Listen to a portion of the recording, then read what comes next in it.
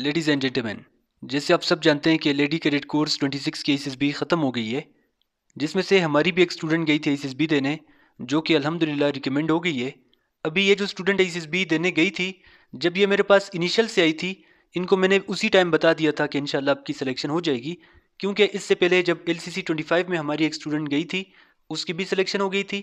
उससे पहले एलसीसी 23 में पूरे पाकिस्तान में 9 फीमेल्स की सिलेक्शन हुई थी, जिसमें हमारे 6 बच्चे गए थे। 6 में से 4 की सिलेक्शन हो गई थी। रिजल्ट इसी YouTube channel SSB smart study पे मौजूद है उनका भी। उससे पहले एलसीसी 23 में भी हमारी 2 फीमेल्स गई थी, दोनों की सिलेक्शन हुई थी, उनका भी रिजल्ट इसी YouTube channel SSB smart study पे मौजूद है। अभी ये आपसे अपना एक्सपीरियंस शेयर करेंगी कि अराइवल डे से लेकर डिपार्चर डे तक क्या क्या हुआ था, कौन सी चीज़ें आई थी, आपको कैसे तैयारी करनी चाहिए, इन्होंने कैसे तैयारी की थी। हर चीज़ आपको डिटेल में बता दिया जाएगा। कोशिश करें कि ये जो टॉपिक्स वो बताएंगी, एस्से का बताएंगी, वर्ड एसोसिएशन, कौन कौन सी चीज़ें आई थी, अपने पास आपने लिखना है, क्योंकि अगर आप अपने पास लिखेंगे नहीं तो बाद में ये चीज़ें आप भूल जाएंगे। तो अभी से इस चीज़ को अपने पास आपने लिखना है। जो कि अभी एलसीसी में रिकमेंड हुई है। वो अपने तमाम जर्नी का बताएगी, कैसे इनिशियल से वो एसएसबी तक गई, एसएसबी क्वालिफाई किया। इस तमाम जर्नी में क्या मुश्किलात आई, आप लोग क्वेश्चन भी पूछ सकते हैं। एसएसबी के बारे में बताएगी भी कि एसएसबी का एस्से कौन सा था, लेक्चरेट के कौन से टॉपिक्स थे, आपको एसएसबी में क्या करना चाहिए, कैसे आप लोग तैयारी कर सकते हैं। पहले आप सुने, उसके बाद आपके जो भी क्वेश्चन होंगे वो सारा कुछ आपको बताएगी। अस्सलाम वालेकुम। वालेकुम अस्सलाम। को जो भी आपका एक्सपीरियंस था, ये जो मेरा माइक है ये एक्सटर्नल माइक है, क्योंकि लैपटॉप का माइक ठीक तरह से काम नहीं कर रहा। तो मैं अगर बोलूँगा तो फिर आपको मैं सुन नहीं पा रहा। तो आप बोले, मैं सिर्फ सुन रहा हूँ। जी सर। सबसे पहले तो अपना एक्सपीरियंस शेयर करना चाहूँगी कि मेरा अराइवल डे से लेकर मेरा जो डिपार्चर डे था वहाँ तक पूरी किस तरह से मेरी ये जर्नी रही है और इसमें मैंने क्या क्या किया। सबसे पहले तो 9 मार्च को हमारा अराइवल डे था। उसमें सुबह 11 बजे हमारा रिपोर्टिंग टाइम दिया हुआ था। और फिर मैं पहुंची वहाँ पे 10:30 अराउंड। हम लोग जब वहाँ पर गए तो उन्होंने हमारे बैग्स वगैरह चेक किए। और कोशिश जो भी आईसीएसबी के लिए जा रहे हैं उनको मैं ये बोलूंगी कि अपने साथ घर से किसी भी किस्म की मेडिसिन ना लेके जाएं, क्योंकि वहां पे वो सबमिट कर लेते हैं। अगर गर्ल्स हैं तो वो, अगर बालों में उनकी पिन्स हैं तो कोशिश वही करें कि वो वही पिन्स रखें जो उन्होंने सिर्फ अपने बालों में लगाई हुई हैं, एक्स्ट्रा चीजें ना लेके जाएं क्योंकि फिर वो रख लेते हैं। उसके अलावा जब हमारे पूरा बैग्स वगैरह चेक किए गए, हमारे फोन्स वगैरह सबमिट किए गए, उसके बाद हमें अंदर बिठा दिया गया और हमें डॉक्यूमेंट्स उन्होंने बोला कि आप लाएं। डॉक्यूमेंट्स में उन्होंने एक एक चीज़ हमारी चेक की, उसके बाद हमारे साइंस वगैरह लिए। जब डॉक्यूमेंट्स चेक हो गए, जिन जिन के पास डॉक्यूमेंट्स अगर आपके पास नहीं है तो वो आपको फिर वापस भेज देते हैं, वहाँ पे रहने नहीं देते। तो डॉक्यूमेंट्स सब सारे पूरे करके जाएं, क्योंकि वो कोई भी किसी भी किस्म का एक्सक्यूज़ नहीं सुनते। डॉक्यूमेंट्स जब हमारे पास चेक हो गए, फिर उसके बाद जिन बच्चों के पास ट्रैक सूट्स नहीं है, शू हैंगर वगैरह नहीं है, या जो बेसिक लॉक वगैरह नहीं है, कोई भी चीज़ नहीं है, बिल्कुल साथ में ही वो खड़े हुए होते हैं। वो आपसे पूछ रहे होते हैं हर बच्चे से आके कि आपके पास ये चीज़ मौजूद है। अगर आपके पास वो चीज़ होती है तो आप लोग बैठ जाते हो, अदरवाइज आप वहां से भी परचेज कर सकते हो। वो मैटर नहीं करता कि आपका ट्रैक सूट कौन से कलर का है या जो भी है, बस आपके पास चीज़ें पूरी होनी चाहिए अपनी। उसके बाद हम लोग बैठे रहे। हमें फिर उसके बाद ऑलमोस्ट 1-2 बज गया था, तो यहाँ पे फिर वो लोग रूम्स में ले गए। वो भी टेम्परेरी रूम्स थे, उन्होंने भी आप लोगों ने अपना लगेज नहीं खोलना, हम आपको बाद में रूम्स अलॉट करेंगे। हमने वहाँ पे नमाज वगैरह पढ़ी और फिर उन्होंने हमें बुला लिया जौहर हॉल के अंदर। और हमारा लगेज वहीं पे पड़ा हुआ था अभी। जौहर हॉल के अंदर हमें बुलाया, वहाँ पे हमारी स्टार्ट हुई फॉर्म फिलिंग। उन्होंने हमें फॉर्म फिलिंग हमारी स्टार्ट करवाई। काफ़ी सारे फॉर्म्स थे, बायोडाटा फॉर्म, जिस तरह के फॉर्म्स करवाते हैं एग्जैक्ट वही चीज़ें थी। बेशक फॉर्म का पैटर्न थोड़ा सा डिफरेंट था, बट चीज़ें सारी की सारी वही थी। तो जिसमें आपकी हॉबीज होती हैं, आपके घर का डाटा, आपके पेरेंट्स का, अगर आर्मी में हैं कोई भी, तो आपको उनकी यूनिट वगैरह हर चीज़ पता होनी चाहिए, क्योंकि वो पूछते हैं आपसे। ओरल भी आपसे पूछते हैं और आपको फॉर्म पे भी फिल करना पड़ता है। आपके फादर हैं, आपके भाई हैं, आपके फैमिली में कोई और रिलेटिव आर्मी के अंदर है, तो उनकी प्रॉपर डिटेल के साथ आपको यूनिट है और वो किस कोर की है, हर चीज़ आपको पता होनी चाहिए, क्योंकि आपने वो मेंशन करना होता है। ये कोशिश करिएगा, वो आपको टाइम तो देते हैं लिखने का, लेकिन ये कोशिश कीजिएगा कि अपनी स्पीड थोड़ी सी ज़्यादा रखिएगा और फॉर्म को अच्छी राइटिंग के साथ फिल करना है। ताकि वो अच्छा लगे। उसके ऊपर कटिंग शटिंग बिल्कुल भी नहीं करनी आप लोगों ने। दूसरी बात ये, हमारे पास 3 फॉर्म्स थे, मैंने वो फिल किए। उसके बाद उन्होंने हमें एक ऑनलाइन पीसी के ऊपर एक फॉर्म था वो ओपन करवाया। वो फॉर्म बेसिकली वो था जो कि हम लोगों ने अपनी इनिशियल के टाइम पे फिल किया था। उसके अंदर भी हमने जो अपनी फैमिली की डिटेल्स डाली थी। अब वो डिटेल्स आपने अगर कुछ गलत उसके अंदर डाली हैं तो वो आपको मौका देते हैं कि आप वो एडिट कर सको उन डिटेल्स को। आप उसको एक दफ़ा गो थ्रू करते हो, चेक करते हो कि आपकी डेट ऑफ बर्थ सारी डिटेल्स ठीक है। एडिट का ऑप्शन आपके पास होता है, आप वहाँ पे उसको एडिट और अपडेट कर सकते हो। उसका टाइम आपको देते हैं। उसके बाद फिर हम यहाँ पे ये सब कुछ करते करते हमें 6 बज गए थे। फिर हम लोग हमें इफ्तारी के लिए ले गए। हमने इफ्तार किया। इफ्तार के बाद 7 साढ़े 7 बजे हम लोग वापस आए जोहर हॉल के अंदर। और दोबारा से हमारे पास कंप्यूटर के ऊपर फॉर्म फिलिंग स्टार्ट हुई। कंप्यूटर के ऊपर जो फॉर्म फिलिंग थी वो भी बस बायोडाटा फॉर्म की तरह ही हमारे पास फॉर्म फिलिंग थी। अच्छा, उसके बाद एक साइक फॉर्म था। वो जो है ना, हमने वो 4 पेजेस का था टोटल। और वो भी हमारी अपनी पर्सनैलिटी से ही रिलेटेड था। आपकी हॉबीज क्या हैं, आप क्या करते हैं, आपको कोई मेडिकल इशू तो नहीं है। वही सारी चीज़ें जो सर ने हमें बताई हैं कि हमने किस तरह से करनी है। आपको अपने बारे में पता होना चाहिए, अपनी फैमिली, अपने सिबलिंग्स, अपना एकेडमिक में कितने परसेंटेज हैं, कितने मार्क्स हैं, हर एक चीज़ आपको पता होनी चाहिए। वहां पे आप लोगों से जो डॉक्यूमेंट्स हैं वो सबमिट कर लेते हैं। फॉर्म के ऊपर आपको अपने मैट्रिक का और एफएससी का रोल नंबर भी लिखना होता है। हमने ये गलती की थी कि हमें अपने रोल नंबर्स याद नहीं थे। तो फिर खैर उन्होंने हमें इतना अलाउ कर दिया था कि आप रोल नंबर की जगह रैंडम 1 2 3 4 5 लिख लें। लेकिन मैं यही बोलूंगी कि आप लोग अपने रोल नंबर्स याद करके जाइएगा, क्योंकि आपके डॉक्यूमेंट सबमिट हो जाते हैं और फिर आपने ये जुबानी लिखने होते हैं। मार्क्स वगैरह, परसेंटेज वगैरह घर से कैलकुलेट करके जाइएगा, ताकि वहां पे आप एक्यूरेट लिख सको जो भी है। अपने फादर की इनकम, अपनी पूरी फैमिली की इनकम कैलकुलेट करके, फादर की अलग, घर में कोई और बंदा कमाता है आपके पैसे तो वो सब कुछ अलग। और उसका फिर टोटल भी आप करके जाइएगा यहीं से, क्योंकि वहां पे इतना टाइम नहीं होता कि आप कैलकुलेट करो कि टोटल कितनी हमारी पे बन रही है। ये कंप्यूटर के ऊपर, फिर उसके बाद दोबारा से कंप्यूटर के ऊपर एक छोटा सा फॉर्म था। वो भी हमारी अपनी उससे रिलेटेड था कि आपको स्विमिंग आती है, आपको, आपके इंटरेस्ट क्या हैं, आपकी हॉबीज क्या हैं, वो भी इसी चीज से रिलेटेड था। ये हम लोगों ने सारा फिल किया। उसके बाद एंड पे बारी आ गई हमारी एस्से लिखने की। एस्से हमें ये टॉपिक मिला था कि हमारी जो पाकिस्तानी गवर्नमेंट है वो औरतों को एजुकेशन, एम्प्लॉयमेंट और हर चीज़ के मौके दे रही है। तो अब वुमेन जो है ना, उस चीज़ों को कैसे यूटिलाइज करें, उन अपॉर्चुनिटीज़ को कैसे अवेल करें। बहुत बड़ा स्टेटमेंट था, मतलब आधे पेज का तो पूरा टॉपिक था जो उन्होंने हमें स्क्रीन के ऊपर डिस्प्ले किया था। तो उसका मेन क्रक्स यही था कि गवर्नमेंट ने वुमेन्स को अपॉर्चुनिटीज़ प्रोवाइड की हैं। अब वुमेन उन अपॉर्चुनिटीज़ को कैसे यूज़ करके कंट्री की प्रोग्रेस में जो है ना अपना किरदार अदा कर सकती हैं। इसके लिए हमें 15 मिनट्स दिए गए थे। ये ऐसे मैंने लिखा था और ये मेरा काफ़ी अच्छा हुआ था। इसमें मैंने काफ़ी ज़्यादा, मतलब अपनी जो पाकिस्तान की फ़ीमेल्स हैं, मतलब मैंने प्रैक्टिकल एग्जांपल्स दी थी कि ये फ़ीमेल्स हैं, ये इस फील्ड में ये काम कर रही हैं। तो ये इस बात का सबूत देती हैं कि हमारी फ़ीमेल्स जो है ना, जो गवर्नमेंट ने उनको अपॉर्चुनिटीज़ दी हैं वो अवेल कर रही हैं ऑलरेडी। मैंने ये सारा काम किया। इस टाइम पे हमें रात के 10:30 बज गए थे, ऑलमोस्ट 11 बजने वाले थे इस रात को। प्रोसेस काफ़ी लंबा चला गया था। फिर उन्होंने हमें रूम्स ले गए, हमें रूम्स वगैरह अलॉट किया। फौरन उन्होंने कहा सो जाएं, क्योंकि सुबह आपने 5 बजे उठना है। 5 बजे नहीं, 3 बजे, सॉरी। उन्होंने मतलब 5 बजे हमने रिपोर्ट करना है और 3 बजे उन्होंने हमें सैरी के लिए जगाना था। हम लोग गए, ये 3 4 घंटे की हम लोगों ने नींद की। उन्होंने हमें 3 बजे वापस आके उठाया। हम लोगों ने वो वजू वगैरह और ये सब कुछ किया और उसके बाद हम सैरी करने चले गए। सैरी की हम लोगों ने। सैरी से हम लोग वापस आए। वही हम लोगों ने नमाज वगैरह पढ़ी। उसके बाद वैसे थोड़ा सा हल्का सा रेस्ट 15 20 मिनट आप कर लो, लेकिन आपके पास सोने का टाइम नहीं होता। आप जल्दी जल्दी हम लोग तैयार हुए और फिर हम लोग रेडी होके बैठ गए। पौने 6 बज रहे थे, 5:30 पौने 6 बजे। स्टाफ और ये सारे आगे थे, सारे खड़े भी हो गए और ये लोग हमें दोबारा से जौहर हॉल ले गए। जौहर हॉल ले गए, वहां पे जो है ना हमें चेस्ट नंबर वाइज बिठा दिया गया। आईडीज अलॉट हो गई, सब कुछ हो गया। उसके बाद हमारी बारी आती है साइक टेस्ट की। अच्छा, एक चीज ये है कि हर जगह पे आप लोगों ने इस चीज का ध्यान रखना है कि आप लोग हर पॉइंट पे, हर जगह पे नोट हो रहे होते हो।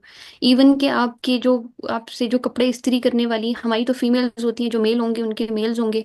इवन जो हमारे साथ जो आईजी थी, रूम को, हर रूम को एक आईजी दी गई थी, वो भी एक एक चीज ऑब्जर्व कर रही होती हैं और वो भी एक एक चीज स्टाफ को बता रही होती हैं। क्योंकि ये हमारे साथ अपना एक्सपीरियंस हुआ है, बच्चियों की बातें आगे स्टाफ तक पहुंची हैं और स्टाफ ने उन बच्चियों को फिर अकाउंटेबल भी ठहराया है।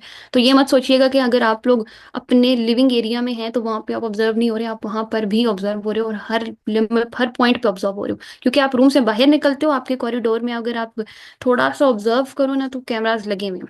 सिर्फ आपके रूम के अंदर कैमराज नहीं लगेंगे, आप अपने मेस में भी ऑब्जर्व हो रहे हो। मेस में जाके काफी सारी बच्चियां ये कहती थी कि हमने मेस का खाना नहीं खाना।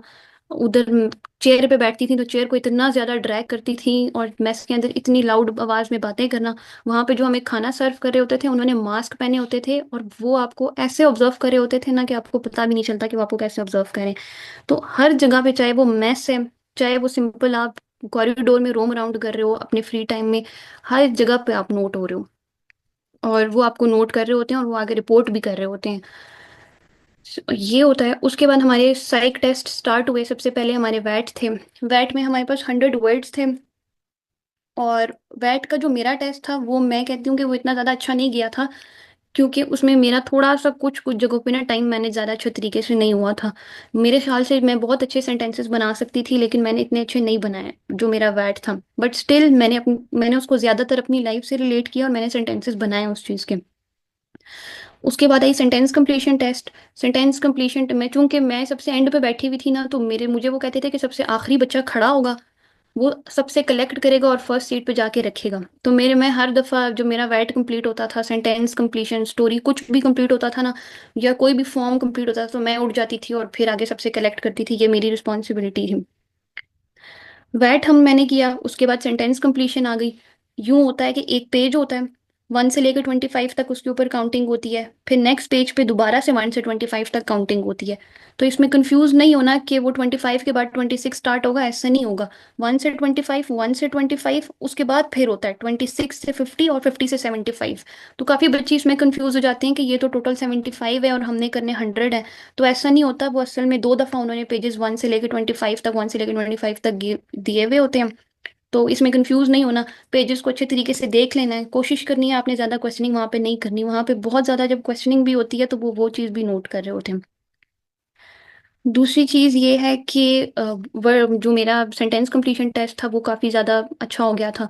उसमें ज्यादातर यही था कि मेरे अब्बू, आजकल, और जिस तरह मोस्टली सर ने बताए हुए ना हमें, मेरा भाई, इस तरह से मैं अकेले में, अंधेरी रात में, इस तरह के वर्ड ज्यादातर थे। इंग्लिश का भी सेम ऐसा ही था, बिल्कुल इसी तरह से थे। मैं कहती हूँ, मैं ये सजेस्ट करूंगी कि अगर आप लोग ये वैट बनाते हो या सेंटेंस कंप्लीशन कुछ भी बनाते हो, तो उसको मोस्टली अपनी लाइफ के साथ रिलेट करो, जो आपने लाइफ में एक्सपीरियंसेस गुजारे हैं।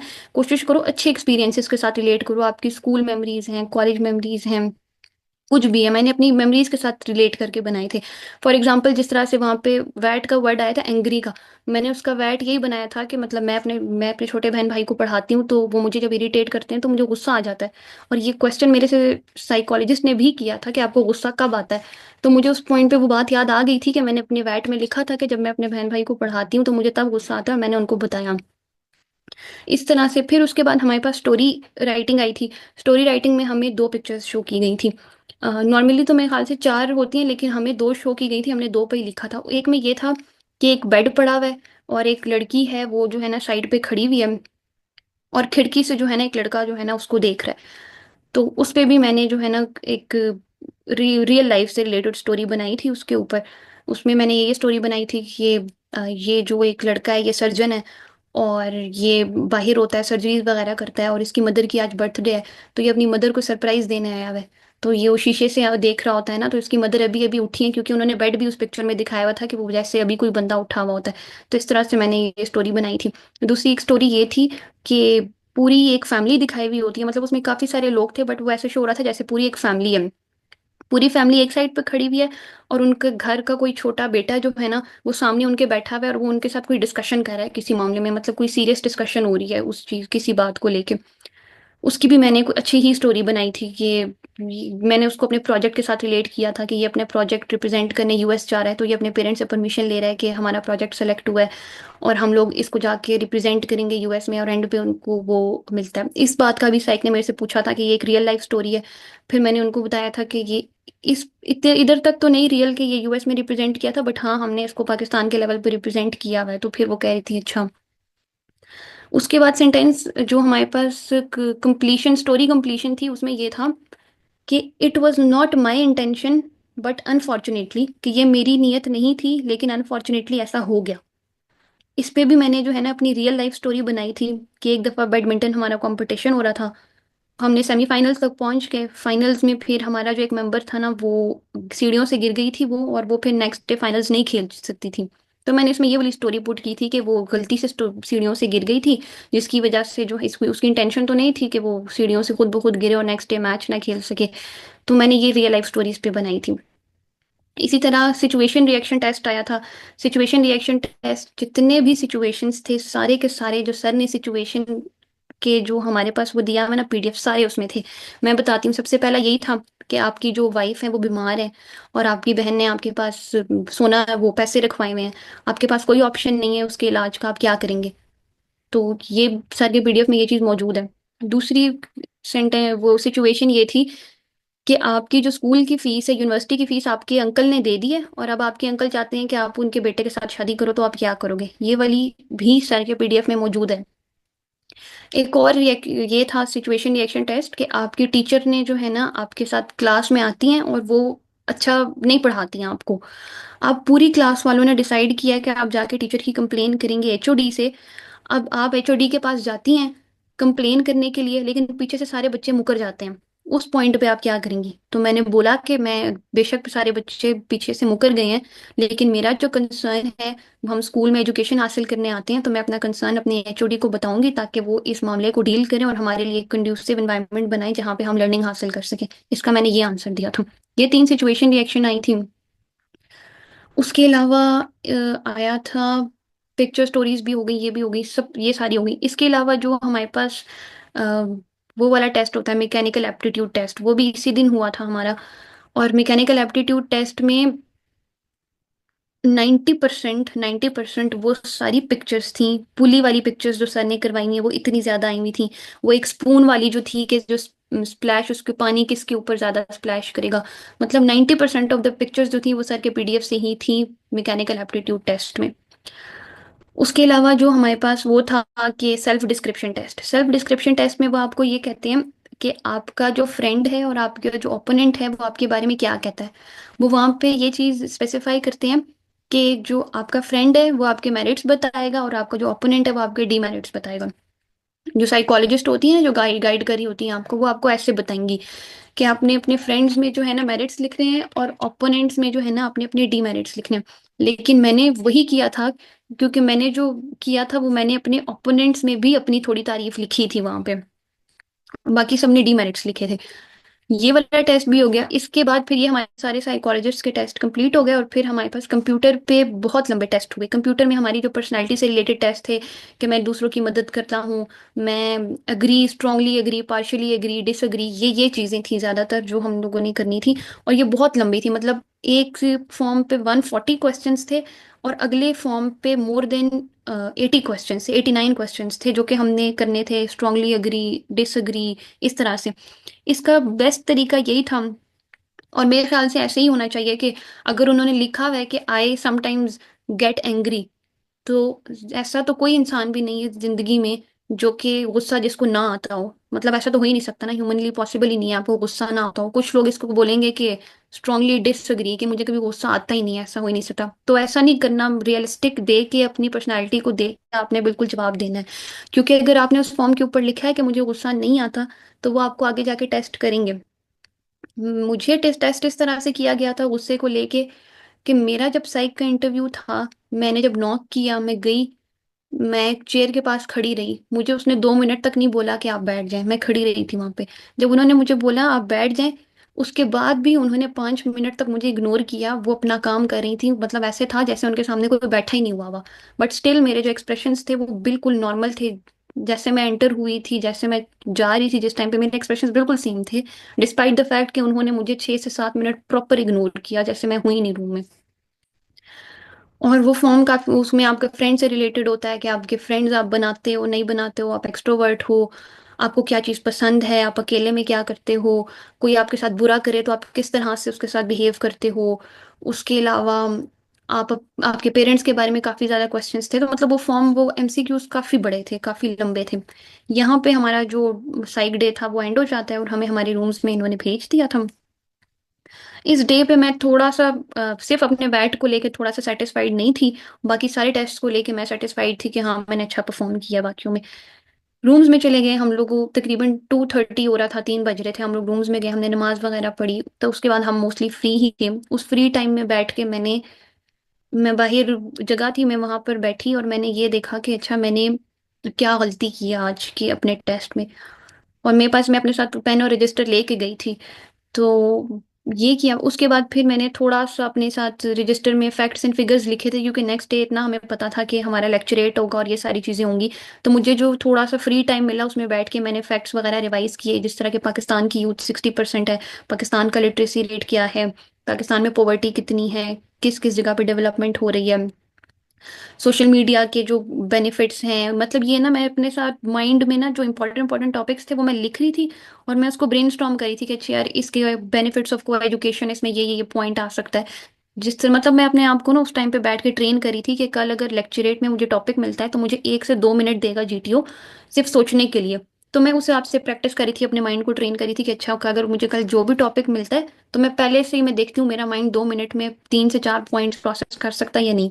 तो वो मैंने अकेले में बैठ के थोड़ा सा 2-3 घंटे जो है ना वो मैंने उसको दिए नेक्स्ट डे के लिए। शाम हो गई, हम लोगों ने इफ्तारी वगैरह कर ली, उसके बाद फिर स्टाफ आया और उनके साथ फीमेल साइकोलॉजिस्ट भी आती थी। उन्होंने हमें खड़ा किया, उन्होंने हमें कल का स्केड्यूल बताया। हमें हमारा जो स्केड्यूल था वो थोड़ा सा टफ था कि हमारा मॉर्निंग में होगा डिप्टी का इंटरव्यू, उसके बाद हमारे होंगे प्रोग्रेसिव जीटीओ के साथ progressive group task, lecturette, military planning half group task, और फिर शाम में हमारा होगा साइक का इंटरव्यू। ये सब कुछ एक दिन था हमारा। सुबह हुई, हम लोग सैरी के बाद नहीं सोए, हम लोग तैयार हुए, उन्होंने कहा था अच्छे से आपने तैयार होना है। आपकी जो ड्रेसिंग होती है ना वो वहाँ पे बहुत ज़्यादा मैटर करती है। जो चीज़ मैंने देखी है वो ये चीज़ देखते हैं कि आप खुद को कैरी कैसे करते हो। इसकी में मैं ये सजेशन दूंगी कि आप अपने रियल लाइफ में जैसे हो ना वैसे ही रहो। मतलब फॉर एग्जाम्पल, अगर कोई लड़की है वो अपनी रियल लाइफ में दुपट्टा पहनती है तो वो वहां पे भी जाके पहने। अब वो वहां पे जाके दुपट्टा उतारेगी तो वो बिल्कुल अनकंफर्टेबल फील करेगी।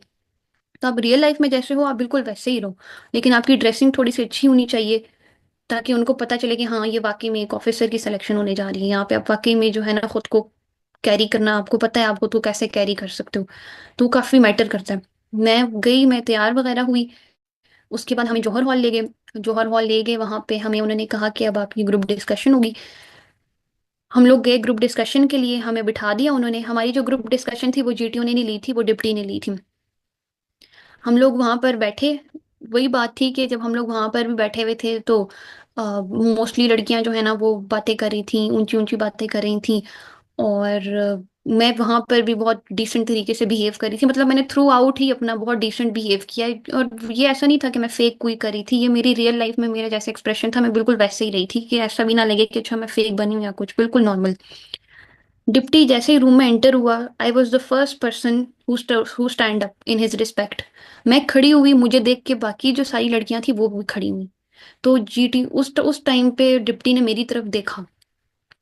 तो मुझे नहीं पता उन्होंने क्यों देखा, लेकिन मेरे ख्याल से उन्होंने ये चीज नोट की कि ये बच्ची मेरी रिस्पेक्ट में खड़ी हुई है, और मुझे देख के बाकी सारी बच्चियां भी खड़ी हुई थी। फिर उसके बाद हम लोग बैठे, उन्होंने हमें बोला कि आप अपना नाम बताएं, आप अपनी लेटेस्ट डिग्री बताएं, और आप जहां से हैं आप वो बताएं। वो काफी तेज तेज बोलते हैं, लेकिन आपने इतना एक्टिव रहना होता है कि आपको वो सुनना होता है कि वो आपको क्या कह रहा है। एक बच्ची ने बताया, ये भी बताया कि मेरे फादर का नाम ये है, मैंने मैट्रिक यहाँ से किया, मैंने इंटरमीडिएट यहाँ से किया, मैं पीएमए के बहुत करीब रहती हूँ, और मैं ये हालांकि उसने ये चीज़ नहीं पूछी थी, उसने सिंपल पूछा था नाम बताओ, अपनी लेटेस्ट डिग्री बताओ, और जहाँ से आप हो वो बताओ। 3 लाइन का इंट्रो उसने पूछा था, एक्स्ट्रा आपने कुछ भी खुद से नहीं बताना। उसको गौर से सुनना है, जो वो कह रहा है बस उतना बताना है आपने। मैंने सिर्फ उसको उतना ही बताया जितना उसने हमसे पूछा। उसके बाद उन्होंने बोला कि आप क्या चाहते हैं, इंग्लिश में टॉपिक पहले करना चाहते हैं या उर्दू में। 2-3 उनके बोलने के बाद 2-3 सेकंड पॉज लिया मैंने कहा चलो अगर कोई बोलता है तो अच्छी बात है। किसी ने नहीं बोला, मैंने बोल दिया सर इंग्लिश टॉपिक फर्स्ट। फिर उन्होंने हमें इंग्लिश का टॉपिक दिया। इंग्लिश का टॉपिक ये था कि जो प्रोविंसेस के बीच में हम लोग हार्मनी किस तरह से क्रिएट कर सकते हैं। मतलब जैसे अगर आजकल हम लोग देखें बलूचिस्तान का हेट्रेड है टुवर्ड्स पंजाबीज, मतलब ये टॉपिक बहुत एक सेंसिटिव टॉपिक था वहां पे। इसको जो बंदा डील बगैर प्रोविंसेस का नाम लिए, मतलब इस टॉपिक को आपने डील करना था, ये बहुत सेंसिटिव टॉपिक था। कि जिस तरह से बलूचिस्तान का हेट्रेड है पंजाबीज की तरफ, या फिर जो पठान का हेट्रेड है किसकी तरफ, तो ये टॉपिक बहुत वो उस किस्म का टॉपिक था जिसमें बाइसनेस शो आप कर सकते थे। फॉर एग्जांपल अगर पंजाबी है तो वो पंजाबी की तरफ बाइसनेस शो कर सकता था, पठान है वो पठान की तरफ बाइसनेस शो कर सकता था। तो ये ऐसा एक टॉपिक उन्होंने हमें दिया था। इस टॉपिक में उन्होंने हमें टॉपिक दिया, फिर 2-3 सेकंड्स बाद जो है ना वो कोई भी नहीं बोला। 3-4 सेकंड्स मैं अपने साथ दिल में गिन रही थी, 1 2 3 4 5, जैसे ही 5 सेकंड पूरे हुए मैंने टॉपिक स्टार्ट कर दिया इंग्लिश का। जब मैंने स्टार्ट कर लिया उन्होंने जाहिर सी बात है लिखा अपने पास, उनके पास कोई फाइल होती है वो उसमें वो कुछ ना कुछ नोट कर रहे होते हैं एक एक चीज। उन्होंने ये बोला था कि आपने मेरी तरफ नहीं देखना। तो लेकिन मैं जो डिप्टी था ना वो बिल्कुल मेरे सामने बैठा हुआ था, तो मुझे उनकी हाथ की मूवमेंट साइड से ऑब्जर्व मैं कर रही थी। मैंने टॉपिक स्टार्ट किया, मैंने अपना पहला पॉइंट दिया, लेकिन मैंने अपना पहला पॉइंट ऐसा दिया कि मैंने उसमें किसी भी एथनिसिटी को टारगेट नहीं किया, पंजाबी बलोच, ये मैंने एक जनरल बात की और एक स्ट्रॉन्ग मैंने पॉइंट दिया। मेरे बाद बाकी बच्चियां बोली। उसके बाद मैंने दूसरी दफा भी उस चीज के ऊपर बोला, और दूसरी दफा भी मैंने किसी चीज को टारगेट नहीं किया और मैंने एक पॉजिटिव पॉइंट ही दिया कि हम लोग ये करेंगे तो हमारे पास प्रोविंशियल प्रोविंसेस के बीच में हार्मनी हो सकती है। उसके बाद डिस्कशन कंप्लीट हो गई। उर्दू का टॉपिक उसने हमें उन्होंने हमें दिया। सर ने हमें उर्दू का टॉपिक दिया था कि हम लोग पुरानी जो तरीके हैं उनको छोड़ के नए तरीकों को अडॉप्ट करके तरक्की कैसे हासिल कर सकते हैं। मतलब उनका जो ज्यादातर इशारा था वो टेक्नोलॉजी की तरफ था, क्योंकि अभी ये टेक्नोलॉजी का दौर है तो हम टेक्नोलॉजी को कैसे यूज करके को मुल्क की तरक्की कर सकते हैं। ये टॉपिक किसी और बच्ची ने स्टार्ट किया, इसमें मेरी जो बारी थी वो तीसरे या चौथे नंबर पर आई थी। और उर्दू में मुझे एक दफा बोलने का मौका मिला, हालांकि मेरे पास और भी काफी स्ट्रांग पॉइंट्स थे फैक्ट्स एंड फिगर्स के साथ और मैं बोलना बहुत चाहती थी। लेकिन इसमें एक और चीज बात ये भी है कि जो उस साइड पे लड़कियां बैठी हुई थी उन्होंने उर्दू के टॉपिक पे 3-3 4-4 मर्तबा बोला। उनको आता था, उन्होंने बोला। एक नेगेटिव इंप्रेशन ये गया कि उन्होंने बिल्कुल एक सेकंड के लिए भी बाकी बच्चियों को मौका नहीं दिया जिन्होंने एक बार बोला था, कि वो बाकी भी बोल सके। मैंने बोलना चाहा था दूसरी दफा भी, लेकिन मुझे बिल्कुल भी मौका नहीं मिला। लेकिन इतना मुझे जरूर अंदाजा हो गया था कि जो बच्चियां 4-4 दफा बोल रही हैं ना उनका एक नेगेटिव इंप्रेशन जा रहा है, जितना मैं ऑब्जर्व कर रही थी। खैर हमारा ये टॉपिक भी कंप्लीट हो गया। उसके बाद डिप्टी उठ के चले गए, उन्होंने कहा कि मैं अभी आपको इंटरव्यू के लिए बुलाऊंगा। हम लोग वेटिंग रूम में चले गए। पहली बच्ची गई, उसका इंटरव्यू हुआ, फिर दूसरी का हुआ, तीसरी बारी हुआ, मतलब फिर मेरी आहिस्ता आहिस्ता बारी आती गई। मेरी जब बारी आई है, मैं एंटर हुई हूँ, मैं बैठी हूँ वहां पे। उन्होंने मेरे से इंट्रोडक्शन नहीं लिया, उन्होंने मेरा नाम लिया, मैंने कहा यस सर। फिर उन्होंने मुझे बोला कि आप जहाँ रहती हैं आप वहाँ पे कब से हैं, मैंने उनको बताया। उन्होंने मेरे से पूछा कि आप अपनी पूरी लाइफ में कितने घर चेंज कर चुकी हैं अब तक। मैंने उनको पूरी हिस्ट्री बताई कि हमने आज तक इतने घर चेंज किए हैं। उन्होंने मेरे से घर के रेंट तक भी इवन पूछे कि आपके किस घर का कितना रेंट था। और मुझे अल्लाह का शुक्र है सारे रेंट पता थे, क्योंकि मुझे अपने घर की हर चीज़ पता होती है। एक चीज ये है कि अगर आपके घर में भाई कमा रहा है, बहन कमा रही है, जो मर्जी बंदा कमा रहा है, आपको अपनी फैमिली की एक एक चीज के बारे में पता होना चाहिए कि आपका भाई कितना कमा रहा है, आपका भाई आपका घर में कितना खर्चा दे रहा है, आपके घर का खर्चा कितना है, आप लोग घर का खर्चा कैसे मैनेज कर रहे हो, एक एक चीज, क्योंकि आप उस घर के फर्द हो। और आपको पता होना चाहिए कि आप और आपको ऐसा मतलब उनको बताना है कि हाँ मैं घर का बंदा हूँ और मुझे सारी चीजें पता होती हैं घर की। मुझे पता थी नेचुरली, क्योंकि मेरा वो है कि मैं काफी सारी चीजें करती हूँ घर की। एक सेकेंड। उन्होंने फिर मेरे से अभी अभी हमने अपना घर लिया था 2022 के अंदर, तो उन्होंने हम मेरे से पूछा अपना घर है जी, मैंने कहा जी। उन्होंने पूछा कितना साइज है, मैंने साइज उनको बताया। फिर मुझे कहते हैं आपने ये घर कितने का लिया, मैंने उनको प्राइस बताई। फिर उन्होंने इवन मेरे से ये भी पूछा कि ये घर लेने के लिए आप लोगों ने पेमेंट अरेंज कैसे की। फिर मैंने उनको सारा बताया कि हमने ऐसे ऐसे करके ये पेमेंट अरेंज की। फिर उसके बाद मेरे सिबलिंग्स के ऊपर आ गए थे। मेरा बड़ा भाई मेडिकल कर रहा है, उन्होंने पूछा कि उसकी तो इतनी ज़्यादा फीस होती होगी तो आप कैसे मैनेज करते हैं। फिर मैंने उनको बताया सर मेरा भाई मेरिट पे हुआ है, उसकी कोई फीस नहीं है। सोर्सेज ऑफ इनकम पूछे, कहते हैं सिर्फ यही है, मैंने कहा यस सर। कहते हैं आपके पास गाड़ी है, मैंने कहा यस सर। कौन सी है, फिर मैंने बताई सर ये वाली है। कौन ड्राइव करता है, मैंने कहा सर हमारे घर में ये लोग हैं जो गाड़ी को ड्राइव करते हैं। कहते हैं ठीक है। मैंने अपनी यूनिवर्सिटी में फाइनल ईयर प्रोजेक्ट बनाया था, उन्होंने मेरे से उसके बारे में पूछा, उसके बारे में मेरे से काफ़ी ज़्यादा क्वेश्चनिंग हुई, आपने इसको कैसे किया, आप मुझे परसेंटेज में कंट्रीब्यूशन बताएं, आपने किस किस पॉइंट पे क्या क्या काम किया। मैंने सारा बताया उनको, सर मैंने ये काम किया। उसके बाद मेरी एक फैमिली में एक सिस्टर की डेथ हुई हुई है, तो उन्होंने मेरे से उनकी सारी हिस्ट्री पूछी किस तरह हुई थी और ये सब कुछ उन्होंने मेरे से पूछा। उसके अलावा उन्होंने मेरे से मुझे बोला कि अपने फादर के 3 डीमेरिट्स बताओ। मैंने बताए। उन्होंने मेरे से पूछा कि आपकी मदर आपके फादर से किस बात से तंग है, मतलब आपकी मदर को आपके फादर से क्या शिकायत है। इस तरह के क्वेश्चंस भी आप लोग प्रिपेयर करके जाएं। मैंने तो ये चीज़ नहीं प्रिपेयर की हुई थी, लेकिन चूंकि मुझे पता है मेरी मामा को मेरे बाबा से क्या शिकायत है, तो मैंने उनको बता दिया था, सर ये शिकायत है। उसके अलावा उन्होंने मेरे से पूछा कि आप अपनी लाइफ में क्या चीज़ इंप्रूव करना चाहती हैं। फिर कहती हैं 3 चीज़ें बताएं जो आप इंप्रूव करना चाहती हैं। मैंने उनको वो बताई। मुझे कहते हैं आप आर्मी क्यों ज्वाइन करना चाहती हैं। मैंने उनको वो रीज़न भी बताई। फिर उन्होंने मेरे से पूछा कि आप उन्होंने फिर मुझे बोला कि आपके घर में आपकी शादी की बात होती है। फिर मैंने कहा नो सर। उन्होंने कहा क्यों नहीं होती। फिर मैंने उनको बताया कि इस तरह से मेरे पेरेंट्स का माइंडसेट ऐसा नहीं है कि वो चाहते हैं कि पहले मैं कुछ बन जाऊं उसके बाद। फिर मुझे कहते हैं अच्छा तो आप अपने हस्बैंड की में क्या 3 क्वालिटीज हैं जो देखना चाहते हैं। अगर लड़के हैं तो उनसे ये क्वेश्चन हो सकता है कि आप अपनी वाइफ की क्वालिटीज बताएं। अगर लड़कियां हैं तो उनसे ये क्वेश्चन मेरे से हुआ था कि अपने हस्बैंड की 3 क्वालिटीज बताएं। मैंने बताई।